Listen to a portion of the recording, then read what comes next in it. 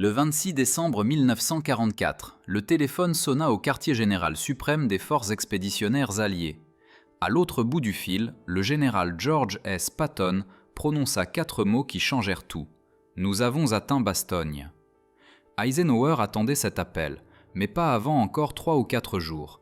Pas en pleine tempête de neige, pas après ce pivot impossible de 90 degrés que tout le monde disait irréalisable. Pour une fois, Patton avait vraiment tenu parole et accompli l'impossible. Ce qu'Eisenhower déclara à ce moment-là, et dans les heures qui suivirent, révéla tout sur leur relation compliquée, le tournant de la bataille des Ardennes, et ce qui se passe lorsque le génie triomphe contre toute attente. C'est l'histoire de cet appel téléphonique et des paroles qui suivirent. Des mots de soulagement, de gratitude, de frustration et d'admiration réticente. Commençons. Le 19 décembre 1944, la réunion d'urgence à Verdun qui allait devenir légendaire. Les forces allemandes avaient percé les lignes américaines dans les Ardennes, créant une énorme saillie dans les défenses alliées. La 101e division aéroportée était encerclée à Bastogne, un carrefour routier crucial. Si Bastogne tombait, les blindés allemands pourraient potentiellement atteindre la côte et diviser les armées alliées en deux. Eisenhower convoqua ses principaux commandants pour coordonner la réponse. L'atmosphère était sombre.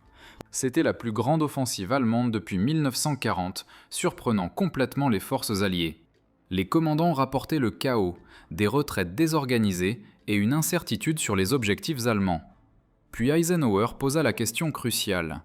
La plupart des généraux hésitèrent, calculant la logistique et les mouvements de troupes. Puis Patton prit la parole, le 22 décembre, avec 3 divisions. La salle se tut. D'autres commandants pensaient que Patton faisait encore de la vantardise. Détacher 3 divisions du combat actif dans la SAR, les faire pivoter de 90 degrés, les déplacer sur plus de 100 000 dans des conditions hivernales, et lancer une attaque coordonnée en 48 heures. C'était opérationnellement impossible. La réaction d'Eisenhower fut soigneusement contrôlée. Il connaissait la réputation de Patton pour ses promesses audacieuses qu'il ne tenait pas toujours, mais il savait aussi que Patton était son meilleur espoir. Selon des témoins, Eisenhower se pencha en avant et parla doucement mais fermement.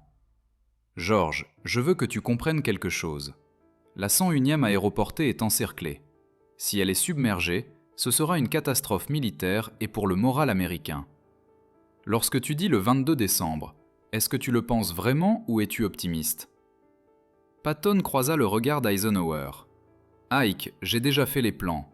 Mon état-major a préparé 3 plans de contingence. J'ai anticipé cette réunion avant même que tu la convoques. Le 22 décembre, ma 4e division blindée attaquera vers le nord en direction de Bastogne.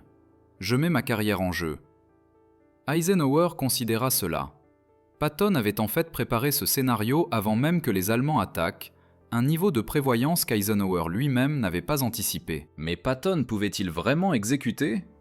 Eisenhower prit sa décision. « Très bien, George, tu as ta chance, mais comprends bien, si tu ne réussis pas, si ces parachutistes sont perdus parce que tu as promis ce que tu ne pouvais pas réaliser, il y aura des conséquences, plus aucune seconde chance. » Patton hocha la tête. « Je serai là, Ike. Compte là-dessus. » Après la réunion, Eisenhower mit son chef d'état-major, le général Walter Bedell Smith, à l'écart.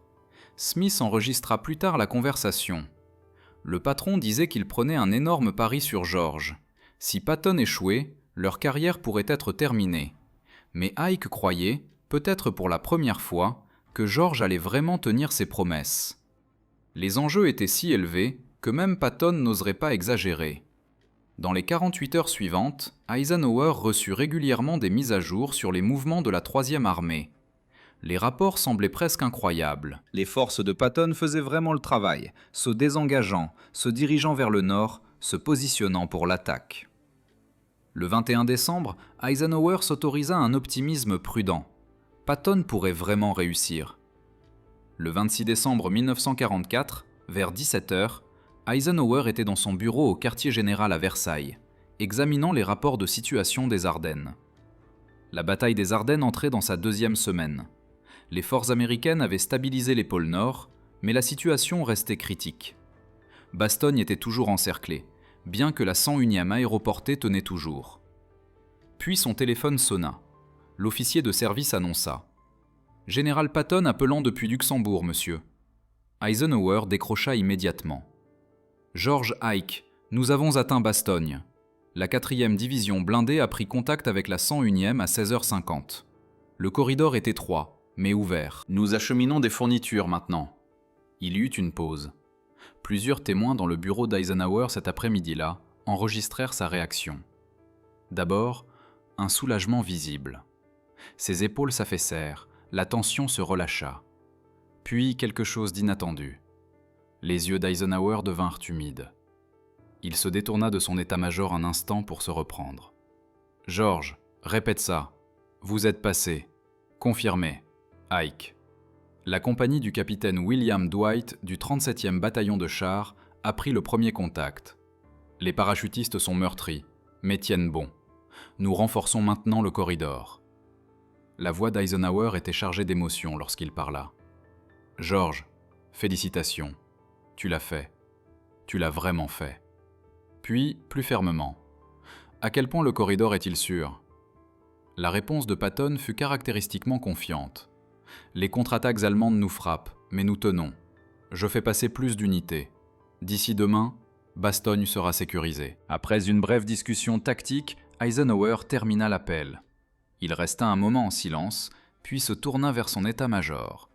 Le général Smith enregistra les mots exacts d'Eisenhower. « Messieurs, George Patton vient d'accomplir quelque chose dont je n'étais pas sûr que ce soit possible. Il a promis le 22 décembre et il a livré le 26 décembre. Vu la météo et les conditions, c'est presque miraculeux. » Puis Eisenhower fit quelque chose que son état-major vit rarement. Il sourit largement et dit. Quelques heures après la percée de Patton, Eisenhower dut prendre des décisions sur la communication publique. La bataille des Ardennes avait créé la panique aux États-Unis. Les journaux spéculaient sur une victoire allemande, un effondrement potentiel des Alliés et la capacité des forces américaines à stopper la Wehrmacht. Le soulagement de Bastogne fut la première bonne nouvelle véritable depuis le début de l'offensive. La déclaration publique d'Eisenhower, diffusée le 27 décembre, fut soigneusement rédigée. Les unités du lieutenant-général George S. Patton de la 3e armée ont réussi à percer les lignes pour secourir les forces américaines encerclées à Bastogne.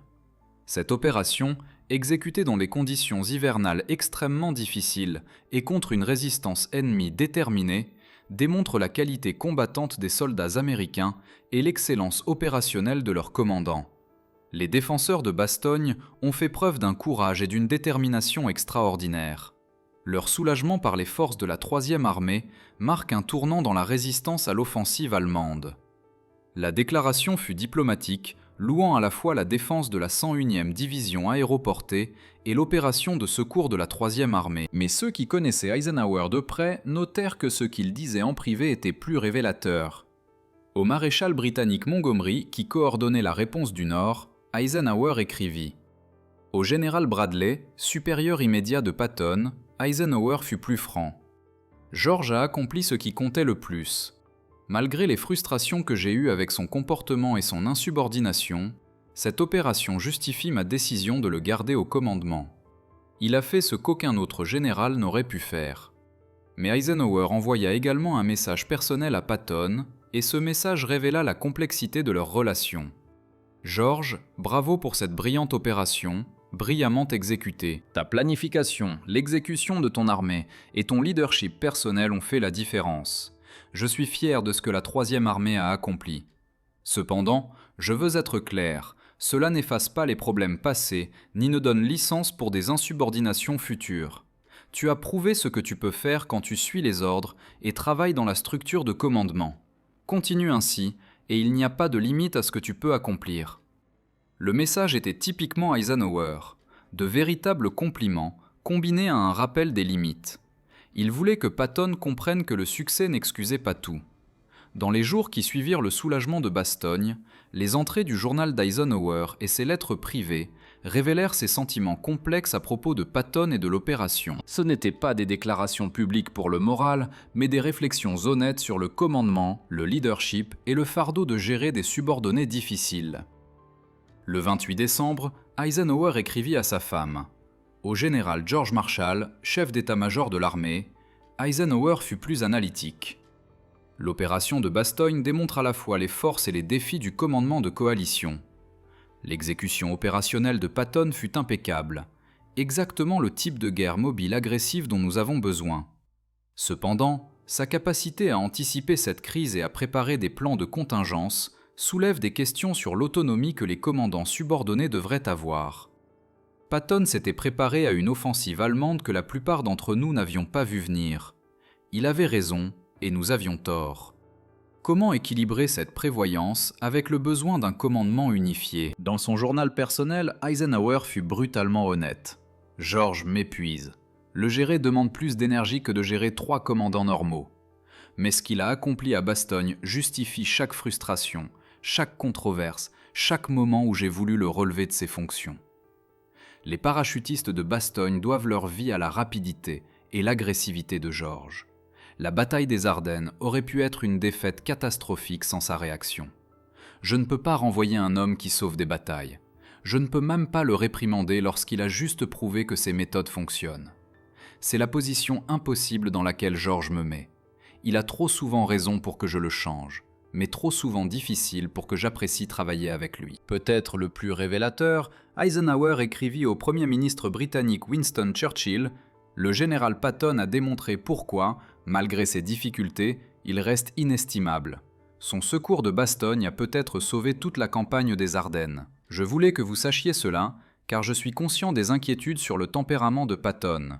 Ces inquiétudes sont valides, mais ses capacités opérationnelles le sont tout autant, et à ce moment de la guerre, nous avons plus besoin de ses capacités que de personnalités faciles. » Le soulagement de Bastogne changea définitivement la manière dont Eisenhower considérait et gérait Patton. Il établit un nouvel équilibre dans leurs relations, basé sur des capacités prouvées plutôt que sur des potentiels, sur des résultats démontrés plutôt que sur des performances promises. En janvier 1945, Eisenhower tint une conférence des commandants pour revoir les leçons de la bataille des Ardennes. En discutant de la performance de la 3e armée, Eisenhower déclara publiquement « Le secours de Bastogne par le général Patton représente l'une des réalisations opérationnelles les plus remarquables de cette guerre.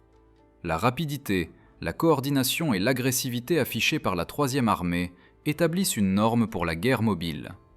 Les autres commandants feraient bien d'étudier cette opération. » Ce fut significatif. Eisenhower élevait essentiellement Patton en modèle, chose qu'il avait été réticent à faire compte tenu des controverses entourant Patton. Mais Bastogne avait valu à Patton cette reconnaissance, du moins opérationnellement. Cependant, Eisenhower fit aussi clairement comprendre que cela ne signifiait pas une licence illimitée. Lors d'une réunion privée avec Patton en février 1945, Eisenhower aurait dit « George, Bastogne t'a acheté une crédibilité qui durera le reste de cette guerre. Ne la gaspille pas. Tu as prouvé que tu pouvais faire l'impossible quand cela comptait. Maintenant, prouve que tu peux suivre les ordres quand ils ne correspondent pas à tes préférences. Sois le général que je sais que tu peux être. Celui qui accomplit des miracles, mais respecte aussi la structure de commandement. » Pour le reste de la campagne européenne, Eisenhower donna à Patton plus de liberté opérationnelle que celle accordée aux autres commandants. La 3e armée reçut des objectifs ambitieux et les ressources nécessaires pour les atteindre, avec moins de micro-gestion qu'avant Bastogne. Eisenhower avait appris que Patton fonctionnait mieux lorsqu'on lui donnait des objectifs clairs et de la marge de manœuvre. Des années après la guerre, dans ses mémoires « Croisade en Europe », Eisenhower écrivit « Le secours de Bastogne par le général Patton a justifié ma décision de le garder malgré de nombreuses controverses. Sa rapide progression de 3 divisions dans des conditions météorologiques horribles, son attaque agressive et sa percée vers la garnison encerclée démontrent une excellence opérationnelle au plus haut niveau. L'histoire jugera Patton par ses exploits sur le champ de bataille, et Bastogne compte parmi ses plus beaux. » Dans une correspondance privée des décennies plus tard, Eisenhower fut plus personnel. « George et moi avions une relation compliquée. Il me frustra constamment. Mais quand j'ai reçu cet appel le 26 décembre 1944, entendant que nous étions passés à Bastogne, j'ai ressenti un profond soulagement et une grande gratitude. À ce moment-là, toutes les frustrations importaient peu.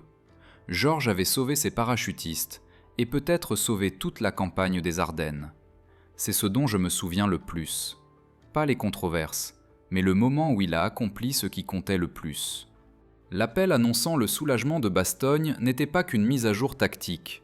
C'était une justification, une validation, et le moment décisif de la relation Eisenhower-Patton. Ce qu'Eisenhower dit révéla admiration, soulagement, et le poids de commander un génie difficile. Si cette histoire de leadership, de pression et de réussite impossible vous a touché, abonnez-vous pour plus de moments méconnus des plus grands commandants de l'histoire. Cliquez sur j'aime, laissez un commentaire sur le leadership et les subordonnés difficiles, et partagez avec tous ceux qui apprécient la complexité du commandement. Merci d'avoir regardé.